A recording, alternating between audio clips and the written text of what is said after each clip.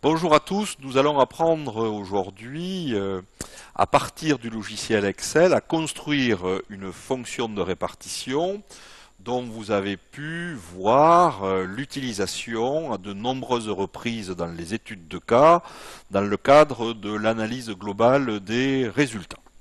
Alors, dans cette présentation, on va partir d'une étude de cas industrielle, poser le problème, et ensuite présenter d'abord, sous forme de transparent PowerPoint, les étapes de la démarche, d'abord en définissant des noms dans la feuille de calcul Excel, puis ensuite en affectant un rang à chacune des valeurs observées, ce rang étant affecté par ordre non décroissant, et ensuite transformer le rang en fréquence, et puis ce que vous voyez apparaître bien en bas à droite de la figure de l'écran, vous voyez apparaître un nuage de points qui représente la fonction de répartition qui montre comment les valeurs d'une variable, ici en l'occurrence la viscosité, sont réparties de la plus petite à la plus grande d'entre elles.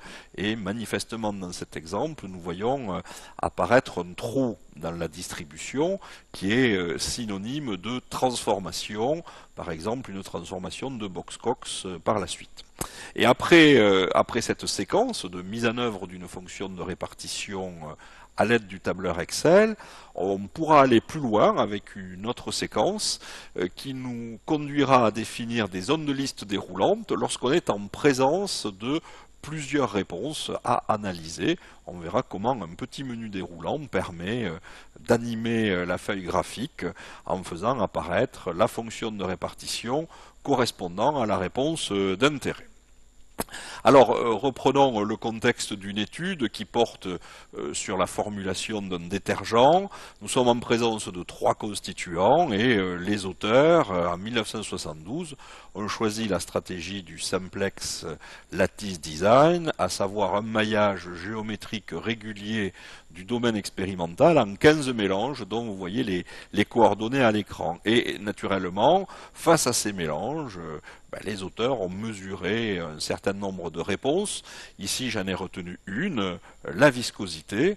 Et avant de se livrer à l'analyse mathématique et à l'analyse statistique qui conduisent à la définition d'un modèle et à la création de statistiques pour aider à l'interprétation, on va d'abord visualiser la distribution des valeurs de la viscosité de la plus petite à la plus grande d'entre elles. La plus petite valeur en centipoise, 78, et la plus grande, c'est 1630. Et on aimerait savoir comment les valeurs sont réparties de la plus petite à la plus grande d'entre elles.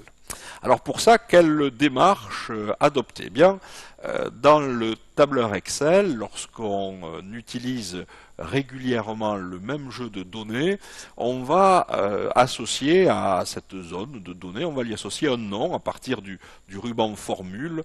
Vous pouvez, à partir du gestionnaire de noms, définir un nom, et en l'occurrence, la réponse dont on va dessiner la fonction de répartition sera appelée Y.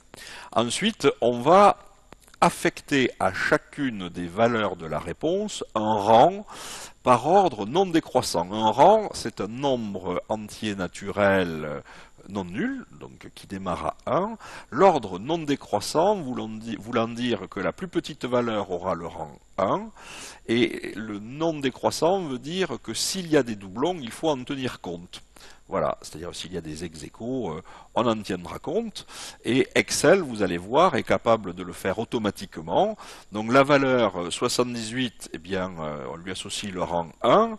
Ensuite, la deuxième plus petite valeur vaut 96,5, elle a le rang 2. La valeur de rang 3, c'est 108,5, ainsi de suite, jusqu'à la valeur de rang maximal, qui ici vaut 1630. Donc on affecte un rang par ordre non décroissant, et pour ça, on va utiliser une fonction dans Excel, que l'on commentera lors de sa mise en œuvre, qui s'appelle tout simplement la fonction rang. Et ensuite, on va, à l'aide d'une règle de 3, transformer le rang en fréquence. Alors pour faire une transformation, faites toujours un dessin sur un coin de la feuille. Sur l'axe horizontal, on a les rangs qui varient du plus petit rang possible, à savoir 1, au plus grand rang possible que je vais appeler rang maxi. Et le principe de la fonction de répartition, c'est de dire que lorsqu'on a identifié la plus petite valeur, il n'y en a pas de plus petite. Donc on va associer 0% de fréquence ou de probabilité à la valeur de rang 1 et on va associer 100% de fréquence ou de probabilité à la valeur de rang maximal. Une fois que vous avez trouvé la plus grande valeur, toutes les valeurs sont inférieures ou égales à cette valeur. Et pour ça, on utilise une règle de 3 qui transforme le rang petit i en fréquence par la relation que vous voyez apparaître au bas de l'écran, i-1 sur la valeur du plus grand rang moins 1, ce qui fait que si i est égal à 1, la fréquence vaut 0, et si i est égal à rang maxi, eh bien rang maxi moins 1 divisé par rang maxi moins 1, on obtiendra 100%. Et donc, en une opération très très simple, on transforme la valeur des rangs en valeur de fréquence. Vous remarquerez au passage que je ne vous incite pas à utiliser la fonction rang.pourcentage, qui est pourtant présente dans le tableur Excel, parce que si d'aventure vous aviez deux fois la même plus grande valeur, eh bien votre 100% n'apparaîtrait pas dans la colonne fréquence. Donc utilisez la petite formule qui revient à faire une règle de 3. Et à partir du moment où vous avez fait ce calcul, il suffit de faire un nuage de points où sur l'axe horizontal, nous allons reporter la variation de la viscosité entre 78 et 1630 centipoises, et sur l'axe vertical, nous allons représenter la variation des fréquences. C'est ce que vous voyez apparaître sur ce graphique. Alors, définition d'une fonction de répartition. Alors, définition pragmatique, eh bien, la fonction de répartition illustre la manière dont les valeurs d'une variable sont réparties de la plus petite d'entre elles, à savoir 78 centipoises, à la plus grande d'entre elles, à savoir 1630 centipoises. Alors quel est l'intérêt de cette fonction de répartition? C'est de vous permettre de visualiser tout de suite l'étendue.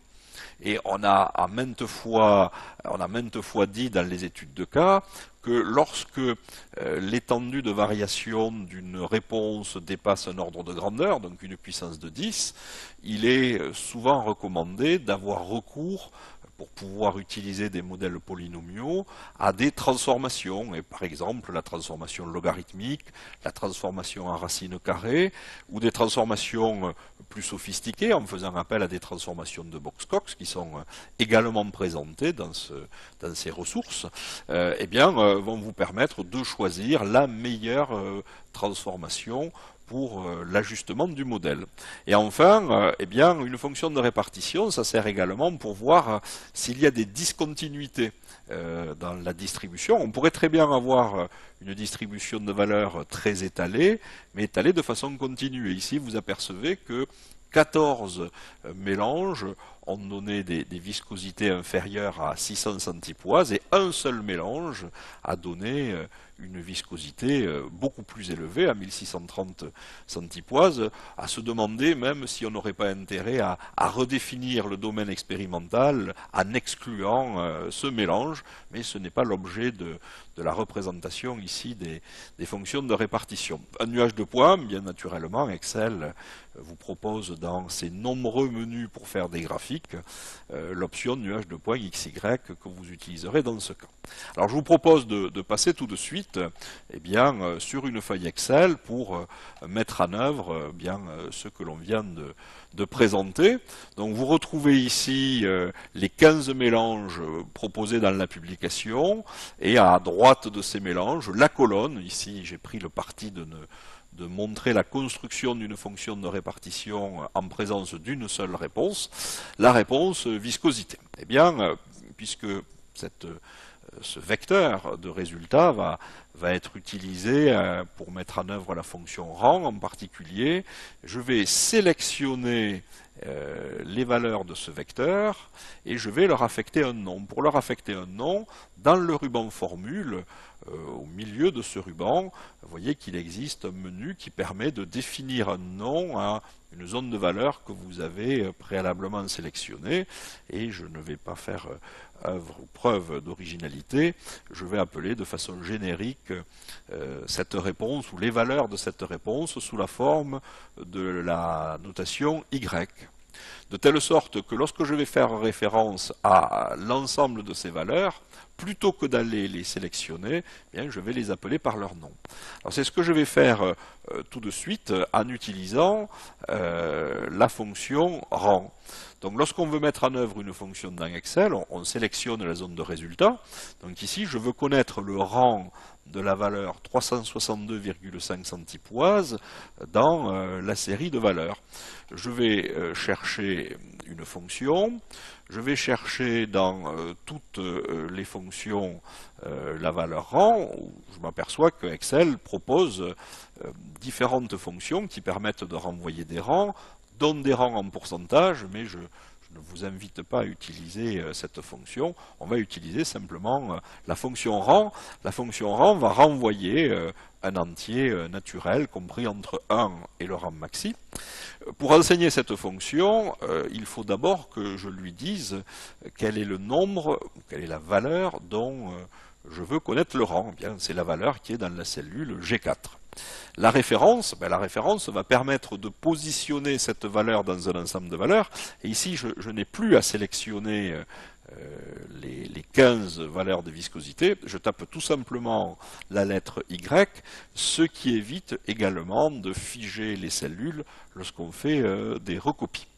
Et ensuite, vous avez un troisième argument, alors qui est facultatif puisque il n'apparaît pas en caractère gras, et que le mot ordre n'apparaît pas en caractère gras, contrairement au mot nombre et référence. Et l'aide en ligne de la fonction nous indique que si l'on ne met rien, ou si l'on met 0, on obtiendra le rang par ordre décroissant. Et vous voyez dans la boîte de dialogue ici apparaître la valeur 5, donc la valeur 362,5, c'est la 5e valeur par ordre décroissant. Comme je veux travailler par ordre croissant, eh bien, je tape toute valeur différente de 0 et je vais donc renvoyer la valeur du rang qui ici est égale à 11. Il suffit de recopier à l'aide de la croix de recopie la cellule vers le bas pour obtenir immédiatement la valeur des rangs associés à chacune des valeurs de la variable aléatoire. Dès que vous faites une recopie incrémentée, pour vous assurer d'avoir mis en œuvre convenablement la formule, je vous invite à retourner dans le ruban formule et à demander à Excel de repérer les antécédents qui ont donné lieu ici à la valeur 14. 14, pour obtenir ce rang, j'ai bien utilisé la valeur 560 pour la viscosité, et ensuite, vous voyez entouré en bleu le vecteur Y. Alors une fois que vous avez obtenu les rangs, on va demander à Excel de trouver la valeur du plus grand rang que l'on va consigner au bas de cette colonne.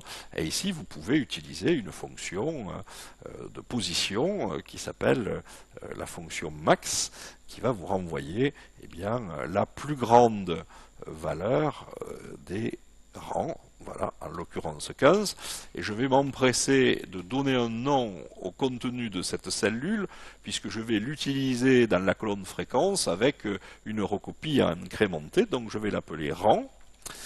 Comme je veux préciser qu'il s'agit du rang maxi, je vais taper le symbole underscore, donc le tiret bas sous la touche 8, de façon à mieux lire le nom si j'en ai besoin.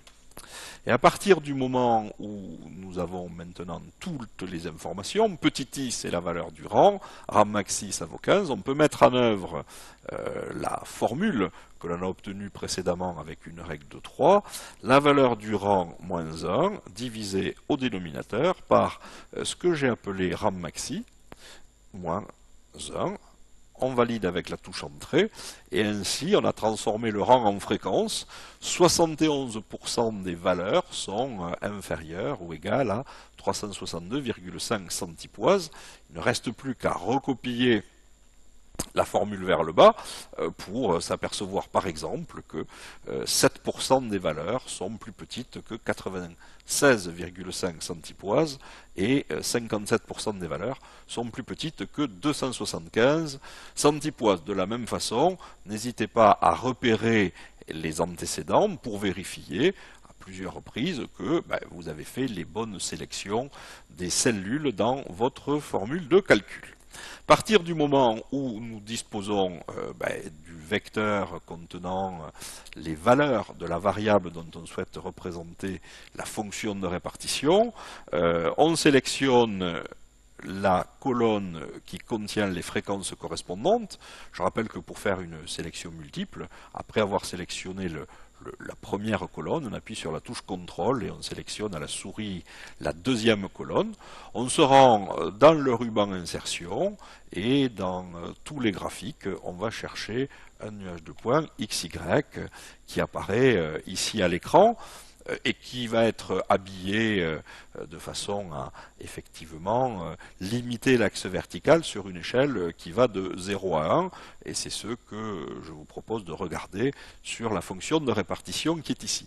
Donc je vous invite systématiquement, avant de vous livrer à des calculs d'estimation de coefficients par l'intermédiaire de la méthode des moindres carrés, à regarder de façon approfondie comment les valeurs d'une réponse sont réparties de la plus petite à la plus grande, et ce qui risque de vous permettre d'échafauder des hypothèses, en particulier ici une hypothèse de discontinuité et une hypothèse de transformation très probable de la réponse pour améliorer la qualité descriptive et prédictive du modèle. Voilà.